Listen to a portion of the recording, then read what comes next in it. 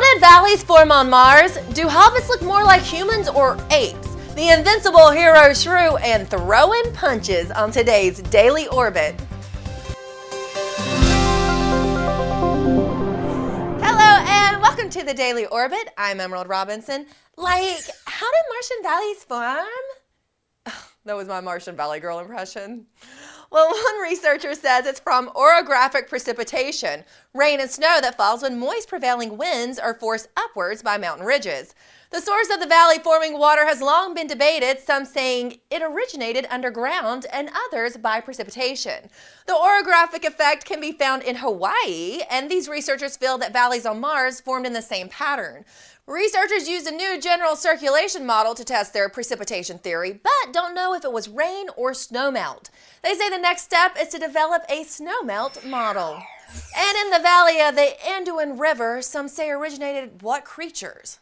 If you know your Lord of the Rings, you know that's the hobbits. So that's fiction, but in real life, scientists say that ancient humanoid species referred to as the hobbit closely resembled humans and not apes, as some experts previously thought.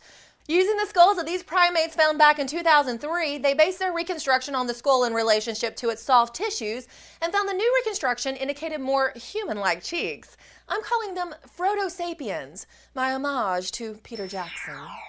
And this sounds like something right out of a Peter Jackson movie, a hero shrew with extraordinary strength.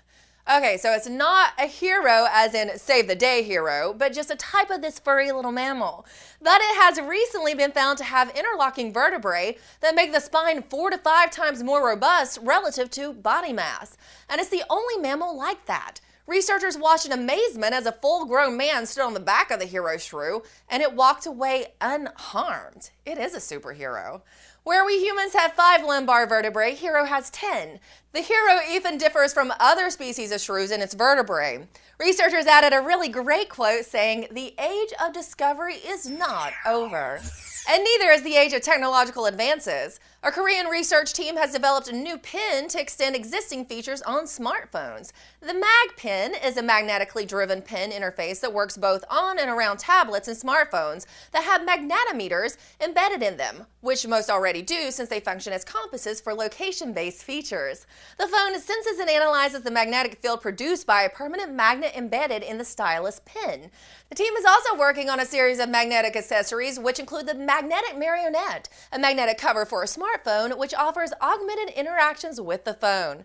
The best way to describe it, they say, is that these magnetic features change your phone's living environment from 2D to 3D. I'll take one. And here's a little different story than we're used to reporting here on the Daily Orbit, and it might give you some food for thought this weekend.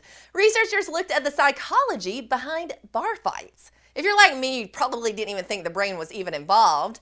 Contrary to the bystander effect, where people tend to not intervene because they think others will, researchers found that people do tend to intervene in bar fights for fear of the violence escalating. And that's when it can get ugly, as those who intervene end up fighting with others and we have a full-on bar brawl. Surprisingly, people tend to intervene more in male-to-male conflicts. You know, I really thought people would be more likely to break up a girl fight. Then that is a little scarier. And that's all for today's Daily Orbit. Don't want to catch me in a bar fight.